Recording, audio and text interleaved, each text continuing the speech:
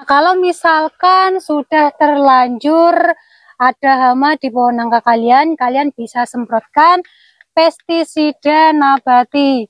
Jangan menggunakan pestisida kimia ya. Kita harus melakukan penggemburan pada area sekitar tanaman nangka.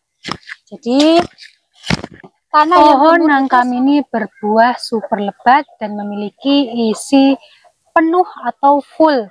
Nah, rata-rata banyak sekali di kolom komentar yang mengkomplain biasanya pohon nangka yang berbuah lebat itu isinya zong alias tidak ada isinya. Nah, itu kalau teman-teman semua memperlakukan pohon nangka kalian seadanya atau asal hidup saja, itu akan menghasilkan buah nangka ya yang seadanya tanpa ada isi yang full. Nah, kalau kalian menerapkan tips dan juga tutorial yang sudah saya sampaikan di video saya sebelumnya, insya Allah pohon nangka mini kalian bisa memiliki buah yang super lebat dan berisi penuh atau full.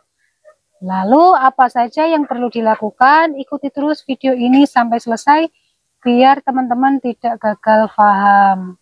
Hal pertama yang paling menentukan adalah jenis tanaman nangka yang kalian tanam. Jadi kalau memang kalian menanam jenis pohon nangka yang memang bisa menghasilkan buah yang super lebat, itu tentunya akan menghasilkan buah yang lebat. Itu sangat mempengaruhi sekali ya jenis tanaman nangka yang kalian tanam. Oh ya, sebelum saya lanjut ke step yang kedua, rekomendasi saya pohon nangka yang bisa berbuah lebat itu salah satu jenisnya adalah pohon nangka cempeda atau nangka persilangan dengan cempeda atau sering disebut dengan nangkada. Itu buahnya super lebat sekali ya. Bahkan saya punya pohon tersebut, satu tangkai itu pernah berbuah sebanyak 21 biji. Selain nangkada, ini nangka lokal juga bisa berbuah lebat bahkan sampai ke tanah-tanah. Nah, untuk langkah selanjutnya hal yang perlu diperhatikan adalah media tanam yang kita gunakan. Jadi kita harus betul-betul mengontrol media tanam apakah masih memiliki tingkat kesuburan yang tinggi atau sudah tidak layak lagi. Nah, apa yang harus kita lakukan jika media tanam tersebut sudah tidak memiliki tingkat kesuburan lagi? Langsung saja, yang pertama adalah kita harus melakukan penggemburan pada area sekitar tanaman nangka. Jadi tanah yang gembur itu sangat mempengaruhi kesuburan tanaman nangka kita. Tidak hanya tanaman nangka, tanaman jenis apapun jika tanahnya gembur itu otomatis bisa menghasilkan buah yang lebih maksimal. Nah, untuk penggemburan saja tidak cukup ya. Kita harus memberikan pupuk secara berkala. Jadi sekalian kita gemburkan, sebaiknya kita memberi pupuk juga. Ya, fungsinya agar kesuburan tanah tersebut selalu terupdate. Untuk pupuknya kalian tidak perlu pusing-pusing ya. Sebaiknya kalian gunakan pupuk yang ramah lingkungan. Pupuk yang ramah lingkungan itu seperti apa ya? Seperti kotoran ayam, pupuk kandang yang lain juga bisa.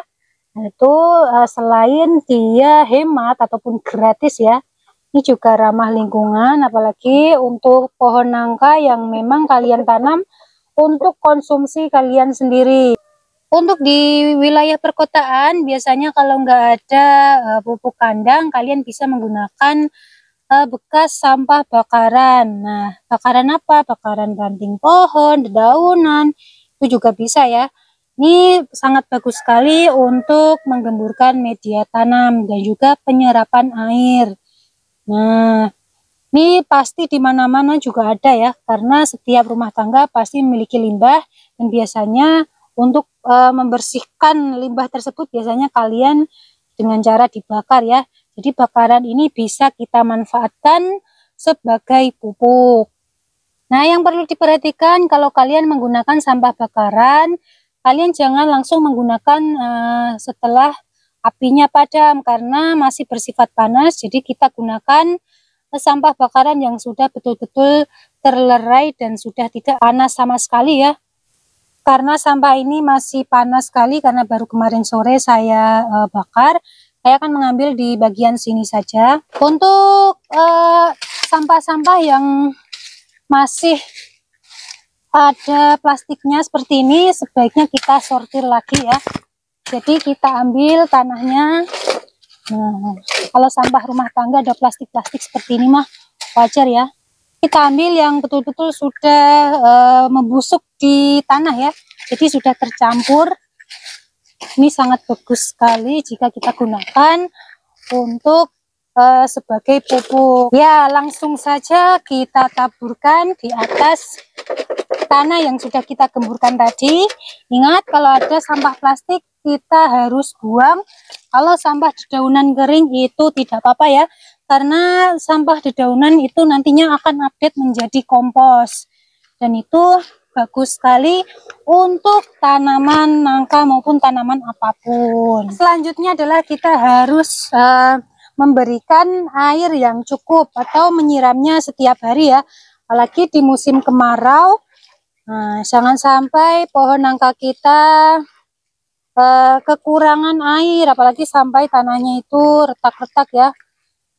Setiap tanaman itu memerlukan air untuk keberlangsungan fotosintesis. Nah, kalau cara menyiram yang benar itu sebaiknya kita siramkan pada bagian buah, kemudian batang-batang, bahkan dedaunan juga sebaiknya kita siram ya. Nah, kalau seperti ini, hama apapun, semut maupun kutu-kutu putih, itu akan minggat dengan sendirinya. Jadi hama ini tidak akan betah berada berlama-lama di pohon nangka kita. Nah, kalau misalkan sudah terlanjur ada hama di pohon nangka kalian, kalian bisa semprotkan pestisida nabati. Jangan menggunakan pestisida kimia ya. Kenapa? Karena pestisida nabati itu aman, ramah lingkungan, dan juga tidak membahayakan ya. Kalau pestisida yang kimia, karena ini nantinya nangka ini akan kita makan, sebaiknya kita hindari saja ya. Karena untuk kimia ini sangat mengerikan sekali ya, walaupun sudah dicuci bersih, ya untuk menghindari resiko yang tidak baik. Untuk pestisida nabati, kalian bisa membuatnya sendiri.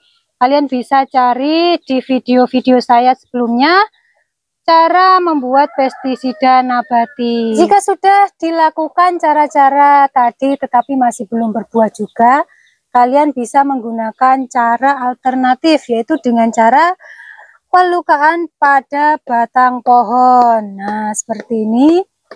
Ini bisa membuat pohon nangka kalian berbuah lebat ya. Fungsinya apa? Agar nutrisi yang dihasilkan pada saat fotosintesis tidak semuanya turun ke akar. Jadi pohon nangka lebih fokus menyimpan cadangan makanannya ke dalam batang atau dalam bentuk buah. Selain itu, kalian juga bisa melakukannya dengan cara pengikatan kawat secara permanen. Nah, apalagi buat teman-teman yang memiliki pohon nangka yang sudah tidak berbuah lama sekali seperti punyaku ini, karena ini tuh baru saya pruning habis-habisan setelah melakukan treatment dan sudah tumbuh daun-daunnya dan melakukan penyayatan pada batang pohon. Alhamdulillah dia sudah mulai ada bunga pejantannya. Jadi ini nggak lama lagi buah betina pasti akan muncul.